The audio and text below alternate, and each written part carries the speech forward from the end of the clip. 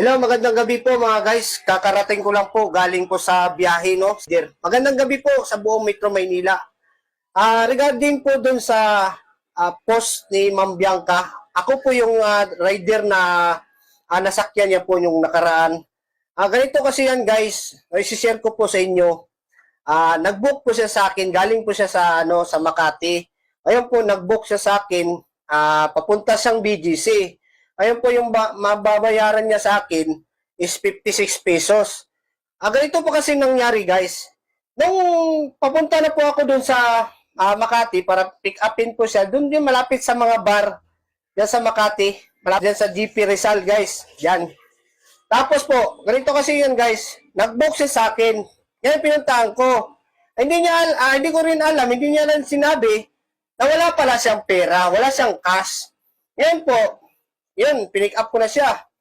Ayun po, inatid ko po siya sa BGC. Alam naman po natin mga kapaps, no? Kung meron man nakakita ngayon ng video na to, alam naman natin yung servisyo natin na ihatid natin sila na safety. Di ba? Tapos, sa rules natin sa Move It, dapat hindi talaga natin silang iinsultuhin, di ba? Ngayon, paghatid ko dun sa BGC, ayun, yung pagbaba niya, inabot niya sa akin yung debit card. Sabi ko, ma'am, bakit ito ma'am? Di ba tumatanggap kayo ng debit card? Sabi niya ganon. Sabi ko, ma'am, hindi kami tumatanggap niya, ma'am, kasi wala kaming pang swipe. Ngayon, nagalit siya, dami niyang dada. Ngayon, di ba meron tayong role sa Move It? Bawal natin insultuhin yung pasahero natin. Ayun, porket Bisaya ba ako, ma'am? Gaganyanin mo ako, tapos ngayon, ikaw pa yung malakas na mag-post sa social media na ako, Bisaya ako, hindi ko alam yung debit card. Meron po akong debit card. Ngayon po, meron po akong debit card. Ito po yung debit card ko, guys. Oh. Ayan, oh. Yan. Hindi ko lang siya pinatulan kasi, di ba sa atin sa Move It, bawal na bawal po insultuhin yung awayin natin yung pasahero natin. Lalo na bago pa lang siya. Kasi ang sabi niya, hindi na siya nagdala ng cash, ng pera. Kasi daw, meron daw sa apps natin na ini debit card. Meron naman ito, meron siyang debit card. Di ba merong mga online? Pwede naman sa online siya magbayad. Kagaya ng mga cashless, mga Paymaya. Ngayon lang po, almost 7 months na po ako sa Move It. Ngayon lang po ako naka-encounter kay Ma'am Bianca. Nagaganyanin niya ako, porkit Bisaya ako.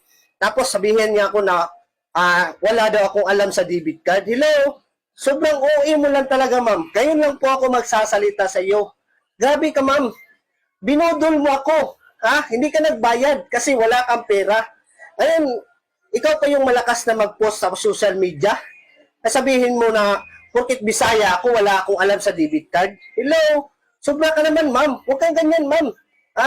Pambubudol yung ginagawa mo. Ako, ma'am, pumunta ako dito sa Maynila para lumayo ako para mabuhay yung pamilya ko. Tapos ganyanin mo ako. First time ko lang naka-encounter sa inyo niya, ma'am eh. Yung mga ibang mga sumasakay sa akin, meron namang mga cashless, no? Wala na silang babayaran, doon na sila sa online, no? Sa Paymaya. Doon automatic bayad ka agad. Baka lang siguro first time mo pa lang sa Move It, ma'am. 7 months na po ako sa Move It, ma'am. Wala po akong ginagawang mga ganun, inaaway ko yung mga pasahero, ina-cancel ko yung mga book nila dito. Wala. Nung nakaraan nga, malakas ang bagyo, nagbiyahe pa ako, malakas pang ulan, binaha pa ako, nalunod pa ang motor ko, pinaayos ko nung nakaraang araw. Ngayon, ganyan ka? Bakit Bisaya ako? Porkit Bisaya ba? Bobo? Baka ikaw yung bobo, ma'am. Hindi niyo alam yung mga lingwahe namin. Marami kaming lingwahe na nalaman. Huwag kang ganyan, ma'am. Para ka namang maganda, ma'am eh. Maganda ka ba? Malaki nga yung dito mo, yung baba mo, ang laki. Matangos. Matulis. Pwede na gawing pangbiyak yung nyug. Huwag kang ganyan, ma'am. Next time, ma'am, kapag wala kang pera, magsabi ka na lang, huwag kang sabihin na ganito, ganyan. Wala ka lang, parang binudol mo lang talaga ako nung nakaraang araw, ma'am. So sana po, mga guys, makita ni Ma'am Bianca to, ma-share ninyo sa kanya, na ako po yung nasakyan niya. Hindi ko siya pinatulan. Nagbablog ako pero hindi ko siya pinatulan kasi bawal po sa Move It na awayin po yung pasahero namin. 56 lang, ma'am, wala ka namang pera, ma'am, sobrang uwi mo.